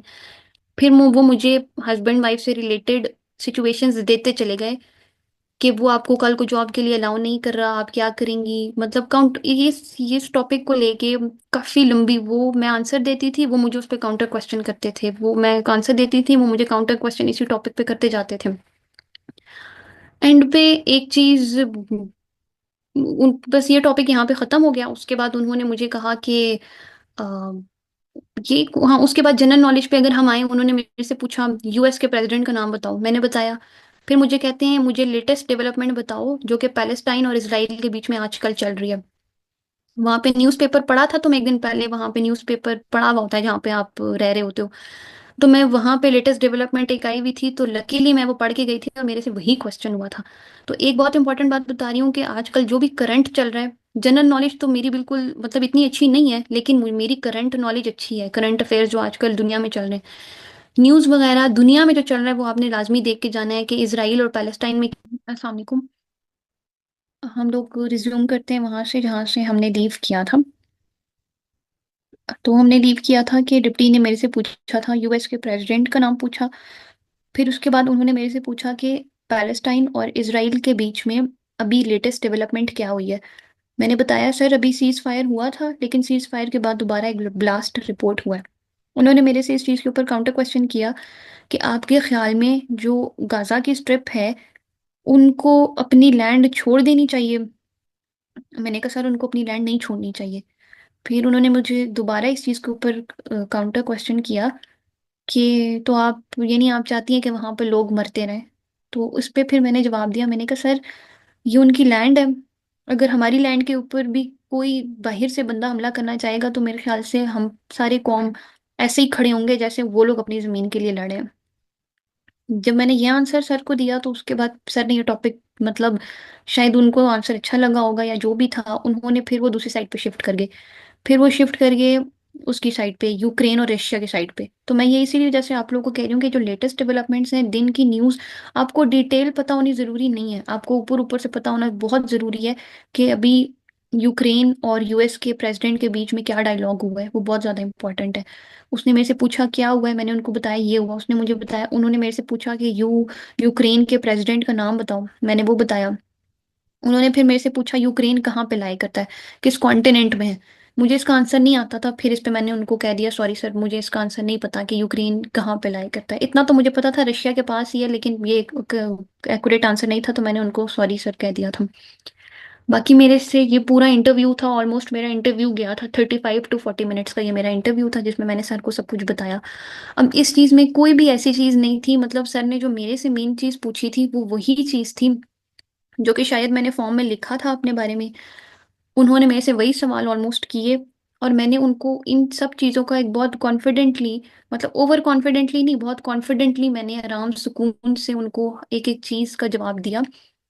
और मतलब इसमें से कोई ऐसी चीज़ थी नहीं इसमें मैंने कोई भी एक भी झूठ नहीं बोला था। मतलब मैंने जो फॉर्म में सच सच लिखा था, उन्होंने मेरे से वही चीज़ पूछी, और वो चीज़ जो होती है ना, वो ऑटोमेटिकली आपकी जुबान पे आ रही होती है उस टाइम पे, और आप उनको बता रहे होते हो। उन्होंने कहा कि गुड लक, गुड लक वो हर एक को ही कह रहे थे। और फिर उन्होंने मैं आ गई बाहर और हमें रूम्स में भेज दिया गया। रूम्स में हम लोग गए। उसके बाद हम लोगों ने चेंज किया अपने track suits, sorry track suits में नहीं, हम लोग रूम में गए। रूम से हम लोग गए वहां पे हॉल, हॉल के अंदर जौहर हॉल में हमें दोबारा बुला लिया उन्होंने। जौहर हॉल में जब हमें बुलाया, तो उसके बाद हमारे जीटीओज आ गए थे। जीटीओस हमें लेकर चले गए थे लेक्चरेट के लिए। लेक्चरेट को वहाँ पे एक और नाम लिया जाता है, इंटेलेक्चुअल डिस्कोर्स कहते हैं। तो मतलब वो नाम ले रहे थे कि अभी आप लोग इंटेलेक्चुअल डिस्कोर्स के लिए जाएंगे, तो काफ़ी सारे बच्चे कंफ्यूज भी हो गए थे कि पता नहीं इंटेलेक्चुअल डिस्कोर्स क्या चीज़ है। तो वो बेसिकली आपका लेक्चरेट और मिलिट्री प्लानिंग, इसको इंटेलेक्चुअल डिस्कोर्स कहते हैं। खैर वो हमें वहाँ पर ले गए थे लेक्चरेट के लिए, उन्हीं रूम्स में जहाँ पे हम लोगों ने अपनी डिस्कशन की थी। वहां पे उन्होंने इन सबसे पहले हमसे दोबारा से उन्होंने बोला आपने अपना इंट्रो देना है। इंट्रो में आपने अपना नाम बताना है, अपनी क्वालिफिकेशन बतानी है, आप जहाँ से बिलोंग करते हैं वो बताना है, आप आजकल क्या कर रहे हो आपने वो बताना है, और आपकी हॉबीज क्या हैं। इन्होंने मतलब इंट्रोडक्शन में स्पेसिफाई किया था कि आपने ये 5 चीजें बतानी है। फिर वही लड़कियां शुरू हो गई, I am the daughter of this, I live in this place. मतलब ये एक एक्स्ट्रा इन्फॉर्मेशन उसने नहीं मांगी थी, तो आपको मतलब आपने अपना माइंड वहां पे 100% एक्टिव रखना है। जो वो बोल रहा है वो एक ही दफा बोलेगा, वो बहुत फास्ट बोलेंगे। आपने देखना है वो क्या मांग रहे हैं, आपने उसको सिर्फ उतना देना है, खुद से बहुत ज्यादा चीजें देने की जरूरत नहीं है जो नहीं मांगी गई। मैंने 5 उसने मेरे से पूछे चीजें पूछी, मैंने सीक्वेंस वाइज उसी सीक्वेंस में बताई जिस सीक्वेंस में उन्होंने पूछी। फिर उसके बाद उन्होंने सबसे पूछा। उसके बाद फिर उन्होंने हमें लेक्चरेट की ना सारी, एक वो एलसीडी लगा हुआ होता है उसके ऊपर इंस्ट्रक्शंस होती हैं कि एलसीडी की क्या, कि लेक्चरेट की क्या इंस्ट्रक्शंस हैं। इंस्ट्रक्शंस में जो मोटी मोटी बातें मैं आपको बता दूं वो ये थी कि जो जो बंदा, जिसको टॉपिक, 2 टॉपिक्स दिए जाएंगे हर बच्चे को, उसमें से वो चूज करेगा टॉपिक 1 या 2। जब वो 1 या 2, फॉर एग्जाम्पल अगर कोई बंदा फर्स्ट टॉपिक चूज करता है, तो जीटीओ उस टॉपिक को दोबारा से रिपीट करेगा उस बच्ची के लिए। वो बच्ची 2 मिनट के लिए बाहर जाएगी, फिर वो अंदर आएगी और वो अपना टॉपिक प्रेजेंट करेगी। शर्त ये होनी चाहिए जब वो बच्ची वापस आएगी तो अपना टॉपिक प्रेजेंट करेगी, तो जो उसको टॉपिक मिला है वो टॉपिक दोबारा से नहीं दोहराएगी। ये बात इंस्ट्रक्शंस में लिखी हुई थी। More than 50% of the girls जब वापस आई तो उन्होंने, उधर इंस्ट्रक्शंस ये भी थी कि जब आप 2 मिनट बाद रूम के अंदर एंटर होंगी तो आपने परमिशन नहीं लेनी सर से। उन्होंने, वो बच्चियां आई, उन्होंने रूम में परमिशन ली। वो जब वहां पे जाके खड़ी हुई उन्होंने ये बात बोली, माई टॉपिक इज दिस। हालांकि इंस्ट्रक्शंस में ये क्लियरली रिटन था कि आपने अपना टॉपिक दोबारा नहीं दोहराना, आपने सिंपल लेक्चर स्टार्ट कर देना। मैंने सारी इंस्ट्रक्शंस फॉलो की थी। उसके बाद फिर जब वो पहली बच्ची बाहर चली गई पीछे, उस टाइम पे आईएसएसबी प्रेसिडेंट हमारे लेक्चरेट में बैठे हुए थे। मतलब वो कंटिन्यूअसली 4 दिन राउंड्स लगा रहे थे, जितने भी सीनियर ऑफिशियल्स थे ना, उनके कमांडेंट था और जो प्रेसिडेंट आईएसएसबी थे, वो हर टास्क में जाके वो थे हमारे लेक्चरेट में, वो बैठे हुए थे। जैसे ही पहली बच्ची बाहर गई है तो जीटीओ हमें कहते हैं कि आप मेरे साथ न्यूज़ शेयर करें कोई लेटेस्ट। मैंने हाथ खड़ा किया, एकदम से नहीं किया, वही 2 सेकंड्स गुजरने के बाद मैंने कहा अगर कोई और बोलता है तो बोले, वरना फिर मैंने हाथ खड़ा किया। उन्होंने पहले मुझे ही बोला कि आप न्यूज़ सुनाए। मैंने उस टाइम पे आईएसएसबी प्रेसिडेंट भी बैठे हुए थे। जैसे ही मैंने न्यूज़ सुनाई, उन्होंने ठीक है बोला, और फिर वो आईएसएसबी प्रेसिडेंट उठ के वो चले गए, और बच्ची आई, उसने अपना लेक्चर दिया। करते गए कि एक बंदा लेक्चर देता गया, मेरी बारी आई। मेरी बारी में टॉपिक मिला था कि हम लोग सोशल एक्टिविज्म जो है उसको किस तरह से यूज कर सकते हैं अपनी कंट्री में पॉजिटिव चेंज लाने के लिए। मैंने ये टॉपिक चूज किया था। मैं बाहर गई, 2 मिनट मैंने उसके ऊपर सोचा, मैं वापस आई, मैंने वही काम किया। मैंने अपने टॉपिक को, मैंने ना परमिशन ली जीटीओ से अंदर आने की क्योंकि इंस्ट्रक्शंस में गिवन था, और ना ही मैंने अपने टॉपिक को दोबारा से रिपीट किया। मैंने जब अपना लेक्चरेट दिया तो मैंने स्टार्ट में ही सबसे पहले अपने टॉपिक का जो मेन की वर्ड था वो था सोशल एक्टिविज्म। मैंने उसको सबसे पहले डिफाइन किया, और डिफाइन करने के बाद मैंने मेंशन किया कि मैं इस टॉपिक के ऊपर आपको 4 पॉइंट्स बताऊंगी। पहले मैंने उन 4 पॉइंट्स का नाम लिया कि मैं आपको ये पॉइंट्स बताऊंगी, और फिर मैंने उसको एक्सप्लेन किया। मैंने जब उस पॉइंट को एक्सप्लेन किया तो उसमें फिर मैंने रियल लाइफ एग्जांपल्स भी दी। मैंने अपनी बात फैक्ट्स एंड फिगर्स के बेस के ऊपर, सॉलिड पॉइंट्स के ऊपर मैंने वो दिया। उसके बाद जीटीओ ने मेरे से क्वेश्चन भी पूछा था। उन्होंने मेरे से एक वाकया था उसका क्वेश्चन पूछा था, और उस पर मैंने, मतलब उनका क्वेश्चन ये था कि आजकल जो सोशल मीडिया है वो यूज हो रहा है एज अ टूल लोगों को मिसगाइड करने के लिए। तो उन्होंने मेरे से क्वेश्चन पूछा कि अगर फॉर एग्जांपल ऐसा कोई भी सीन होता है सोशल मीडिया के ऊपर, कि आप उस बात का यकीन करेंगी या नहीं करेंगी। तो मैंने उनको ये आंसर दिया कि सर मैं कभी भी जो उड़ी खबर है उसके ऊपर कभी भी यकीन नहीं करूंगी। उन्होंने कहा आप क्यों यकीन नहीं करेंगी, सारे लोग तो यकीन करते हैं। आप रिसेंटली पंजाब कॉलेज का वाकया देख लें, इतना उन्होंने पंजाब कॉलेज के अंदर तोड़ फोड़ की, सब लोगों ने यकीन किया, आप क्यों नहीं करेंगी। तो मैंने उन्हें बोला सर जब तक कि मेरे आंखों के सामने कोई एविडेंस नहीं आएगा तो मैं तब तक उस चीज के ऊपर यकीन नहीं करूंगी। वो मतलब पहला एक शायद मेरा इंप्रेशन अच्छा गया था जीटीओ के ऊपर। वहां पर सबसे सर हमें हर लेक्चर में ये बात बताते हैं, आपने अपनी वैल्यूज के ऊपर कभी भी कॉम्प्रोमाइज नहीं करना। इसका मतलब ये है कि आपने अपनी वैल्यूज के ऊपर कॉम्प्रोमाइज नहीं करना। आपके आधे से ज्यादा लेक्चरेट के टॉपिक्स जो थे वो मोस्टली इसी चीज के ऊपर जा रहे थे कि जिससे आपकी वैल्यूज डिफाइंड होती हैं। फॉर एग्जाम्पल ऐसे भी टॉपिक्स थे कि values should not be compromise for personal gains. ठीक है। अब जिस बच्ची ने ये टॉपिक चूज किया था, पता है उससे क्वेश्चन क्या हुआ था? उससे क्वेश्चन ये हुआ था कि क्या आप अपनी कंट्री के लिए अपनी वैल्यूज कॉम्प्रोमाइज करेंगी? आगे से लोगों का आंसर था यस। और उस टाइम पे आप इमेजिन करो, आईसीएसबी प्रेसिडेंट बैठा हुआ है। मतलब आपने अपनी वैल्यूज के ऊपर कभी भी कॉम्प्रोमाइज नहीं करना, नो मैटर आप अपनी कंट्री के लिए क्यों ना वो काम कर रहे हो। आपके सामने बंदा भी मर रहा है, आपने तब भी अपनी वैल्यूज के ऊपर कॉम्प्रोमाइज नहीं करना, किसी भी सूरत में नहीं करना। ये बात तो अपने पल्ले बांध लें, क्योंकि आपके एक यस और आपका एक नो जो है ना, बेशक आप 30 सेकेंड्स लें अपना आंसर करने के लिए, लेकिन एक यस और एक नो आपकी पूरी रिकमेंडेशन से नॉट रिकमेंडेशन की तरफ चला जाता है। मैंने जब जीटीओ को अपना आंसर दिया तो मुझे ऐसे फील हुआ कि शायद मैंने आंसर अपना परफेक्ट आंसर दिया है और मेरा एक अच्छा इंप्रेशन गया है, क्योंकि वो हमारा फर्स्ट टाइम था, हम लेक्चरेट दे रहे थे उस टाइम पे। हमारा लेक्चरेट हो गया कंप्लीट, उसके बाद हमारी मिलिट्री प्लानिंग आई। मैंने अपनी पूरी मिलिट्री प्लानिंग, मुझे जितना पता है मैंने पूरी गलत बनाई थी, लेकिन और उसके ऊपर मेरे से थोड़ी सी कटिंग्स भी ज्यादा हुई थी। लेकिन मैंने बनाई तो गलत थी, लेकिन जब मैंने प्रेजेंट कर रही थी ना अपनी, तो मैंने वही प्रेजेंट की थी जो मैंने अपने पेपर के ऊपर लिखी थी। बट इतना मुझे पता था कि मैंने मिलिट्री प्लानिंग गलत की है। उसके बाद उन्होंने हमें टाइम दिया कि आप इसको ग्रुप में डिस्कस करें। वो सामने ही बैठे थे, वो देख रहे थे कि ग्रुप में कैसे डिस्कशन होती है। ग्रुप में हम लोग डिस्कस कर रहे थे, तो अब ऐसा सीन था कि 3 रास्ते थे हमारे पास। तो उस टाइम पे ना सारी लड़कियां ऐसे ना एकदम से ऊंचा ऊंचा शुरू हो गई, यहाँ से यहाँ से। उस पॉइंट पे ना मेरे माइंड में एक आइडिया आया ना। मैंने कहा वैसे भी ग्रुप डिस्कशन हो रही है, तो मैं ऐसे करती हूँ कि अगर ग्रुप में 10 लड़कियां हैं तो मैंने 5 लड़कियों को बोला कि आप लोग इस रास्ते का कैलकुलेट कर लो, और मैंने कहा हम 5 लड़कियां इस रास्ते का टाइम कैलकुलेट करती हैं। वो भी जाहिर सी बात है जीटीओ ने सुन लिया होगा कि मतलब वो 5 बचियां, फिर मतलब काम हमने डिवाइड, क्योंकि एक टीम वर्क था हाँ, और मैंने उस काम को डिवाइड कर दिया। मैंने उन्हें बोला कि आप लोग इस रास्ते का टाइम कैलकुलेट करो और हम इस रास्ते का टाइम कैलकुलेट करते हैं। मिलिट्री प्लानिंग में मैं बिल्कुल भी श्योर नहीं थी, मैंने कैलकुलेशंस लड़कियों को करके दे दी थी कि इधर इतना टाइम लग रहा है, क्योंकि कैलकुलेशन में मैं थोड़ी सी फास्ट हूँ, तो मैंने उनको कैलकुलेशंस करके दे दी थी। लेकिन फिर जब जीटीओ ने कहा था कि कौन प्लान प्रेजेंट करेगा, तो मतलब मैं अपने ऊपर इतना कॉन्फिडेंट नहीं थी कि मैं प्लान प्रेजेंट कर पाऊंगी, तो वो किसी और बच्ची ने हाथ खड़ा किया था और उसी ने जाके प्रेजेंट कर दिया था। ये सारा काम हो गया था। जीटीओ ने कहा आपके पास 10 मिनट है, 10 मिनट में आप लोग जाएंगी भी और 10 मिनट में आप लोग वापस भी आएंगी। आपने अपने ट्रैक सूट्स में चेंज करना है। ट्रैक सूट्स में हम लोगों ने चेंज किया, हम लोग गए। हमारा प्रोग्रेसिव ग्रुप टास्क था, 3 स्टेजेस थी उसके अंदर।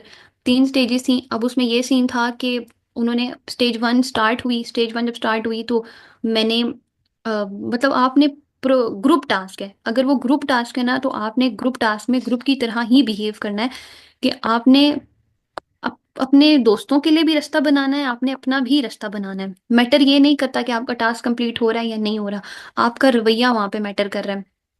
फॉर एग्जाम्पल मेरा जो ग्रुप टास्क था ना, उसमें मैं 3 से 4 मरतबा बहुत बुरी तरह गिरी हूँ। क्योंकि ये होता था कि मैं मोस्टली जो है ना ग्रुप टास्क में दूसरे या तीसरे नंबर पे होती थी, और किसी किसी में पहले नंबर पे भी थी। तो मैंने बड़े बड़े बहुत हैवी प्लैंक्स थे, मैंने वो भी उठाए हैं। मैंने ड्रम्स के ऊपर भी मैं खड़ी हुई हूँ। एक दफा तो मेरे साथ ऐसा भी हुआ है कि मैंने ड्रम रखा, एक साइड पे एक प्लैंक रखा, उसके ऊपर मैं चढ़ी, और फिर दूसरी साइड पे दूसरा प्लैंक रखा, और जब वो इतना अनस्टेबल हो गया कि मैं गिरी, मेरे ऊपर ड्रम गिरा, मेरे एक पाँव के ऊपर एक प्लैंक आके गिरा, दूसरे पाँव के ऊपर दूसरा प्लैंक आके गिरा। ऐसी सिचुएशन थी। और वो ये मतलब एक फाउल कमिट हो गया, मेरे ऊपर सारी चीजें पड़ी हुई हैं स्टिल। पूरे ग्रुप में से कोई बच्चा ये नहीं बोल रहा सर फाउल कमिटेड, हालांकि इंस्ट्रक्शंस में सर ने बता दिया था कि जब भी फाउल हो आपने बताना है। मेरे ऊपर चीजें पड़ी हुई हैं, मैं नीचे जमीन पे गिरी पड़ी हूँ, बट स्टिल मैंने बोला सर फाउल कमिटेड, मतलब मैंने उस चीज को एक्सेप्ट कर लिया। दूसरी चीज ये थी कि जब सर जीटीओज ना दूसरी साइड पर टर्न भी कर जाते हैं, उन्होंने ब्लैक ग्लासेस पहनी होती हैं, आपको नहीं पता होता। इवन ये भी होता है कि आपके जो साथ वाले जीटीओज होते हैं ना, जो बाकी ग्रुप्स के होते हैं, वो आपको कंप्लीटली ऑब्जर्व कर रहे होते हैं, और वो एक दूसरे को बता रहे होते हैं कि इस बच्ची ने ये किया, उस बच्ची ने वो किया, प्रॉपर बता रहे होते हैं। तो आपने ध्यान रखना है कि अगर जो आपका जीटीओ आपकी तरफ नहीं भी देख रहा, इसका मतलब ये है कि जो बाकी जो 3 4 जीटीओज हैं उनकी नजर आप पे है, अगर आपके अपने जीटीओ की नहीं है ना। वहां पे ये हुआ कि हमारा जीटीओ दूसरी साइड पे देख रहा था, और वो तकरीबन कह लो हमारी टास्क एरिया से काफी दूर जो चला गया था।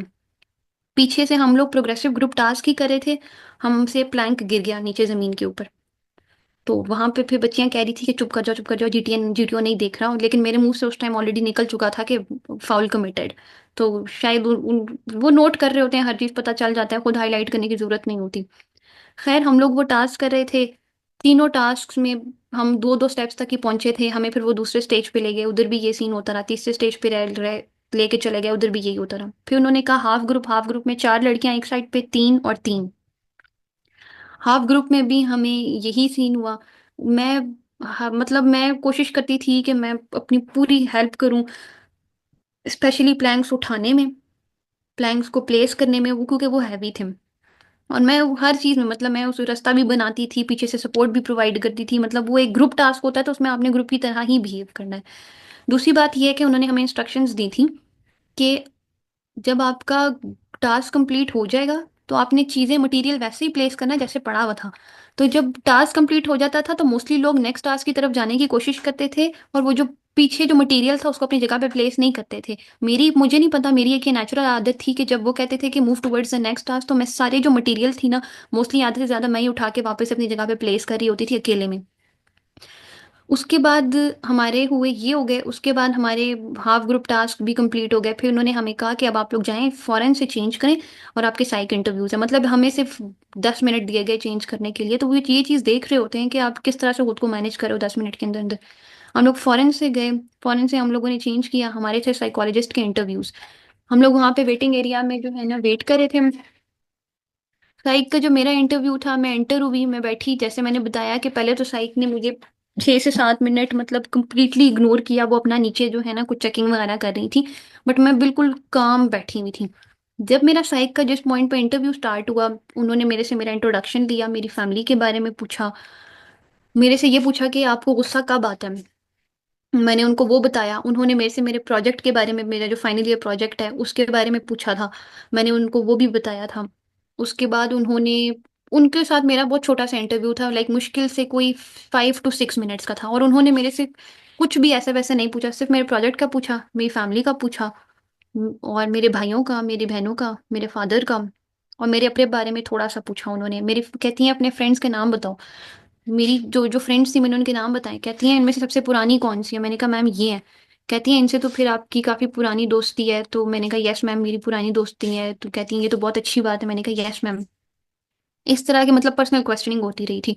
और वो साइड का इंटरव्यू मेरा बहुत अच्छा गया था।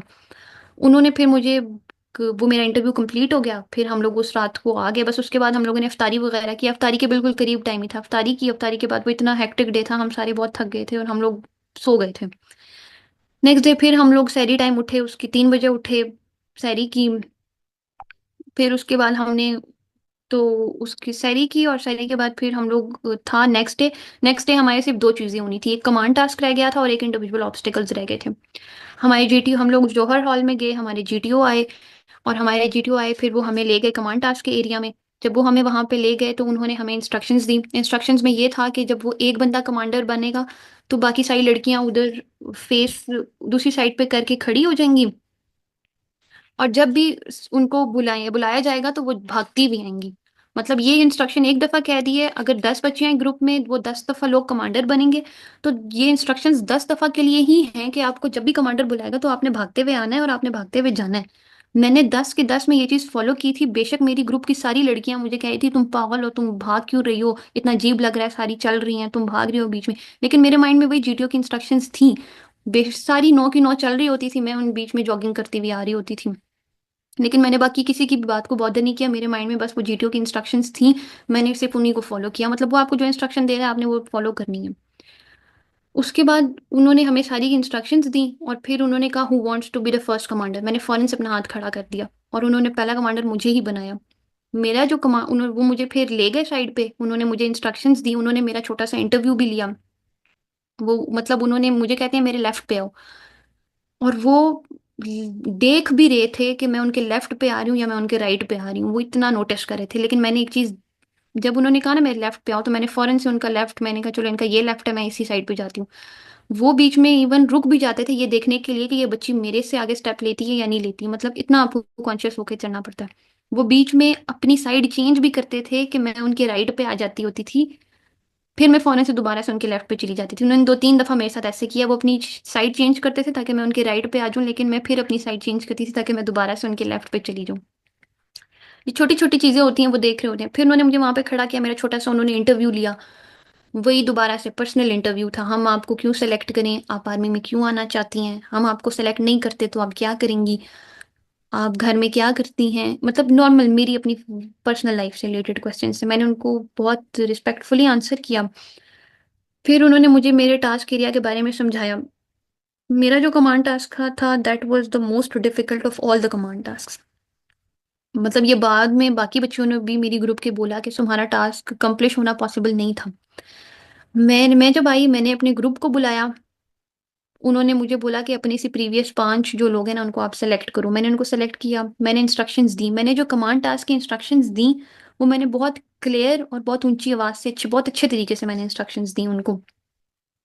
क्योंकि वो मेन चीज वो यही है कि आप कमांडर कैसे बनते हो। अच्छा, एक और चीज मैं क्लैरिफाई कर दूं, वहां पे जो कुछ बच्चियां होती हैं ना वो ये सोच रही होती हैं कि हम कमांडर जो हमें बोल रहा है हम वो फॉलो नहीं करेंगे तो कमांडर के मार्क्स कम होंगे। असल में ये बहुत बड़ी बेवकूफ़ी है, जहाँ पे आपकी जो असेसमेंट है ना वो इंडिविजुअल बेसिस के ऊपर हो रही है। वो कमांडर तो बहुत अच्छा बना हुआ है, लेकिन आप उसको फॉलो अगर नहीं कर रहे हो ना तो आपके अपने मार्क्स जा रहे हैं। अगर वो कमांडर आपको कह रहा है आप राइट पे जाओ और आप जानबूझ के लेफ्ट पे जा रहे हो ना, तो ये आपकी बहुत बड़ी भूल है कि आप कमांडर के मार्क्स कम कर रहे हो, आप असल में अपने मार्क्स कम कर रहे हो। आप ये शो कराना चाह रहे हो कि आप किसी के अंडर काम ही नहीं कर सकते हो। अगर कल को आपको किसी का सबऑर्डिनेट बनना पड़े ना तो आप अपने ऑफिसर की बात नहीं मानोगे। तो ये गलती नहीं करनी है आपका। आप जिस टाइम पे आप कमांडर हो बिहेव लाइक कमांडर, जिस टाइम पे आप सबऑर्डिनेट के तौर पे काम कर रहे हो तो बिहेव लाइक अ सबऑर्डिनेट। ये आपकी अडेप्टेबिलिटी को शो करता है कि आप एज ऑफिसर भी काम, आप एज अ कमांडर भी काम कर सकते हो और आप एज अ सबऑर्डिनेट भी काम कर सकते हो। मेरा टास्क में मैंने सिर्फ अभी पहला प्लैंक रखा ही था। मुझे जीटीओ कहती हैं कि थैंक यू वेरी मच, मतलब मैंने सिर्फ प्लैंक रखा था, अभी मैंने उसके ऊपर कोई बच्ची को वो आगे स्टेप फॉरवर्ड भी नहीं किया था और जीटीओ मुझे कहते हैं थैंक यू वेरी मच। क्योंकि मैंने मुझे ऐसा लगता था शायद मैंने इंस्ट्रक्शंस इतनी अच्छी और इतनी क्लियर तरीके से सेम टू सेम वैसी दी हैं जैसे जीटीओ ने मुझे दी थी। और फिर उसके बाद हर एक कमांड टास्क होता गया, उसमें भी मैं मतलब उसमें ये थे जब मैं कमांडर थी तो मैंने बहुत अच्छी कमांडर बनी, लेकिन जब मैं दूसरों के अंडर मैंने काम किया ना तो मैंने उनकी इंस्ट्रक्शंस को सुना है।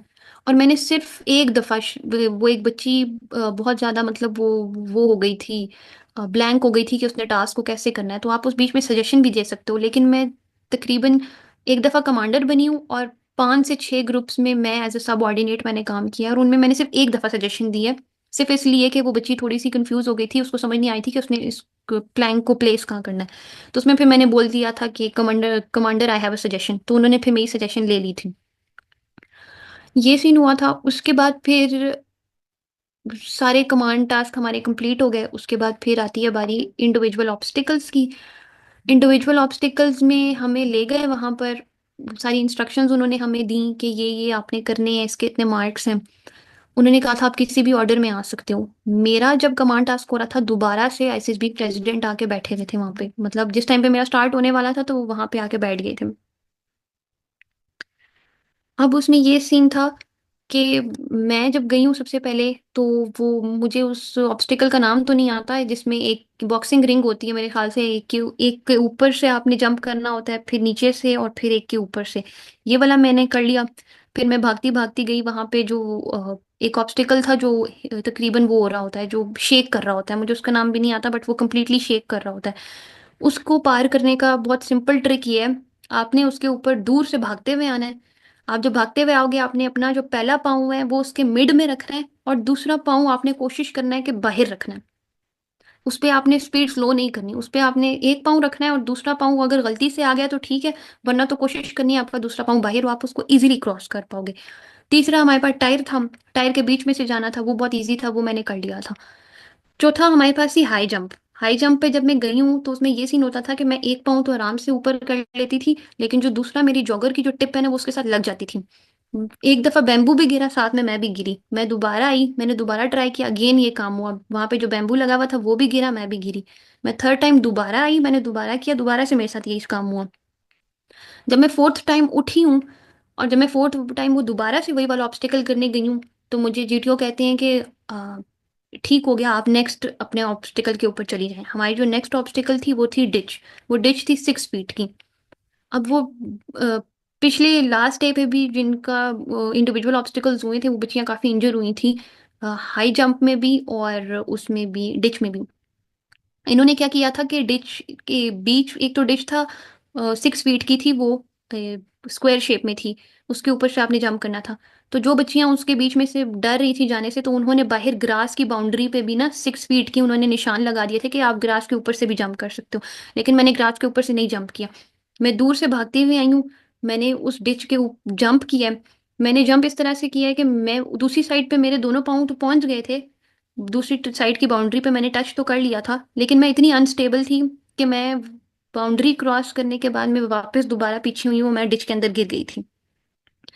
तो खैर मुझे इतना मतलब सेटिस्फेक्शन हो गई थी कि मेरे दोनों पाँव जो है ना वो बाउंड्री के दूसरी साइड पर टच हो चुके हुए हैं। तो मैं पीछे की तरफ जब गिरी हूँ तो मुझे इतनी जोर से लगी तो नहीं, बट इट वाज नॉर्मल उस टाइम पे। बस मेरा फिर टाइम भी अप हो गया था और फिर जो है ना मैं वहां से निकल गई थी। ये हो गया था। यहाँ पे हमारा जो डे है वो कंप्लीट हो जाता है और सारे सबके ऑब्स्टिकल्स वगैरह हो जाते हैं। हम फ्री हो गए थे क्योंकि सारे टास्क वहां पे खत्म हो चुके थे।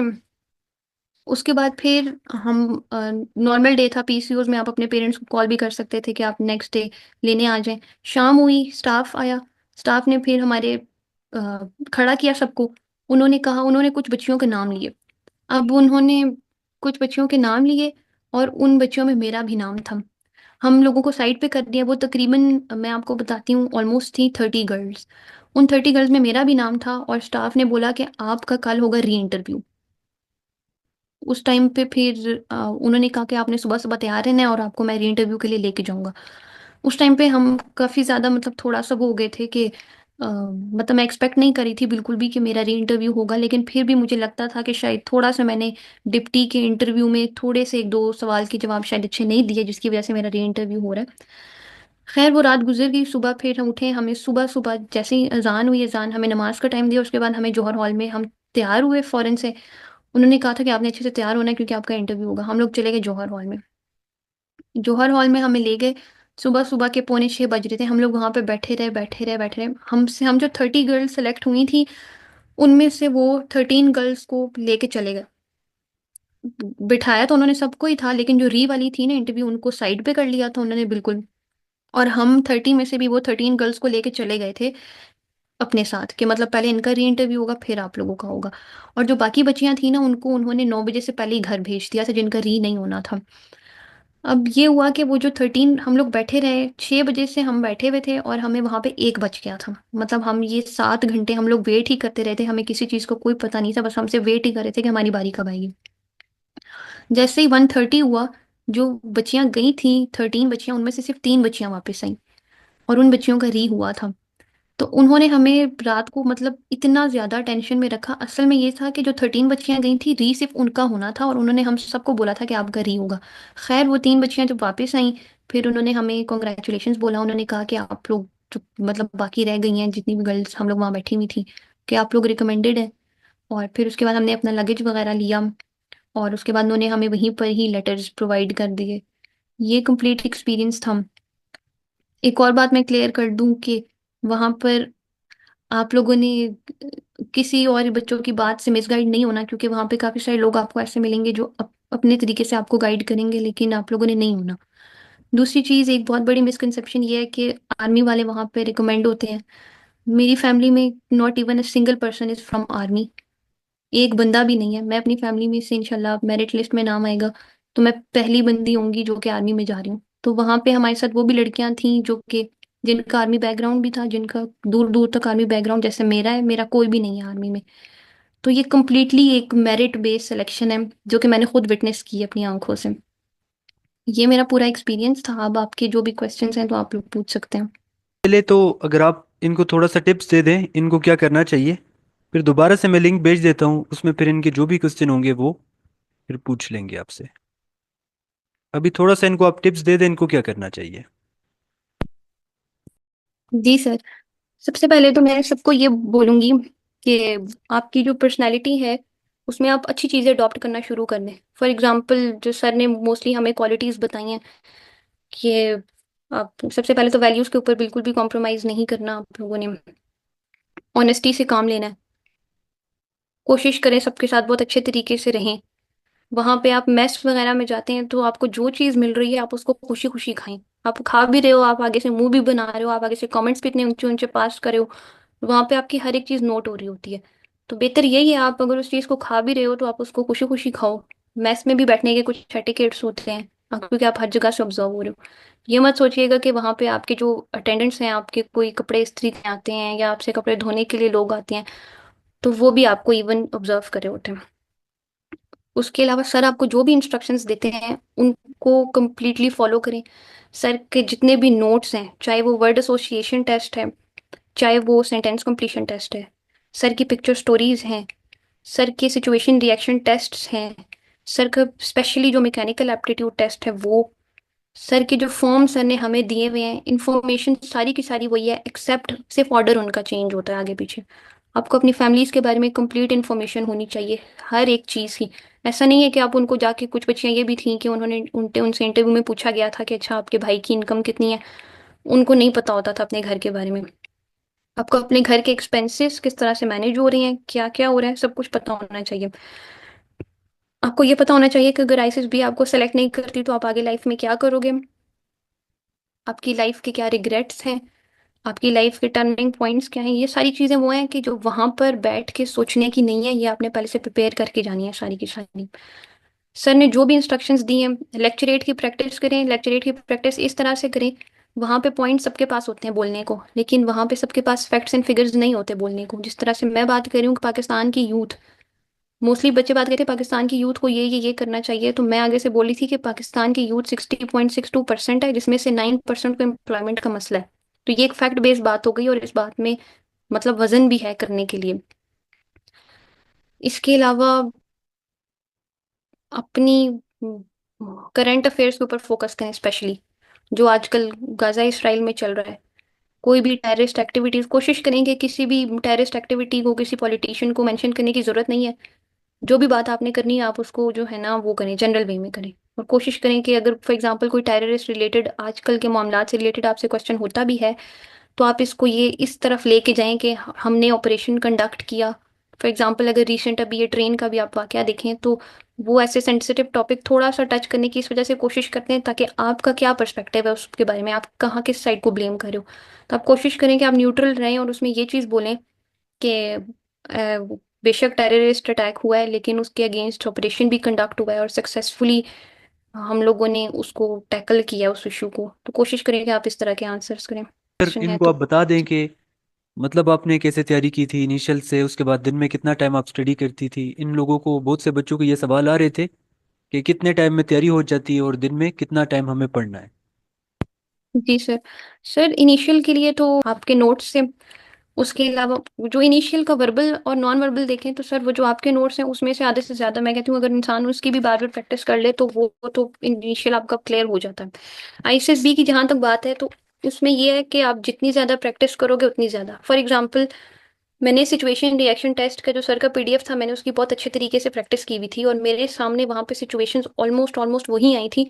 तो मैंने जब वो लाइन को पढ़ा था तो मेरे पास आंसर ऑलरेडी प्रिपेयर था। मुझे सबसे पहले आंसर मैं लिख के बैठी हुई होती थी कि अच्छा अभी 2 मिनट कंप्लीट, मैं 1 मिनट में लिख के बैठी होती थी, फिर मैं वेट कर रही होती थी कि अच्छा अभी 1 मिनट रहता है तो कंप्लीट होने में, तो मैं उतनी देर में मेरा हाथ रिलैक्स हो जाता था। इसका एक ही टिप है, और एक टिप ये है कि वो आप प्रैक्टिस करो, लेकिन प्रैक्टिस के साथ साथ आपने अपनी पर्सनैलिटी के अंदर नेचुरली कुछ क्वालिटीज को इनकॉर्पोरेट करना है। नेचुरली आपके अंदर टॉलरेंस, पेशेंस, आप दूसरों के साथ किस तरह से डील करते हो, आप दूसरों की हेल्प किस तरह से करते हो, आप कैसे किसी के अंडर आपका अगर आपको काम करना पड़े तो वो आप कैसे करते हो, इन चीज़ों को अपनी लाइफ के अंदर अभी से इनकॉर्पोरेट करना स्टार्ट कर दें। अपनी हॉबीज वही मेंशन करें जो आप वाकई में करते हैं। ऐसा ना हो कि आपने कोई ऐसी हॉबी मेंशन की हुई हो जिसके बारे में आपसे क्वेश्चन हो तो आपको पता ही ना हो कि आप करते। फॉर एग्जाम्पल अगर किसी ने की बोला है कि मैं गार्डनिंग करता हूँ, तो वहां पे बच्चियों से गार्डनिंग से रिलेटेड क्वेश्चन हुए, उनको पता ही नहीं था गार्डनिंग के टर्म्स से रिलेटेड कि गार्डनिंग में होता क्या है बेसिकली। तो हॉबीज ऐसी मेंशन करें जिनके बारे में आपको सब कुछ पता हो, कि जिससे वाकई पता चलता हो कि आप ये करते हैं। और प्रैक्टिस है, सब कुछ प्रैक्टिस है। सर की जितनी भी इंस्ट्रक्शंस हैं लेक्चर 8 में, जीटीओ टास्क में, इंस्ट्रक्शंस मैटर करती हैं। जो सर बताते हैं 100% वही इंस्ट्रक्शंस वहां पे डिस्प्ले हुई भी होती हैं। तो सर को गौर से सुने और डिस्कशंस को जारी रखें। 10 मिनट बाद मैं दोबारा से लिंक भेज देता हूँ, बस ये आखिरी क्लास हम करते हैं। इसमें इन बच्चों के जो भी क्वेश्चन होते हैं इनको आपने आंसर कर देना है। जिस भी किस्म के हैं, जो भी ये पूछना चाहते हैं, तो ये फिर आप इनको बता देंगे। 10 मिनट ठीक हो बाद गया आपको सर। दोबारा से लिंक आ रहा है। ठीक हो गया सर।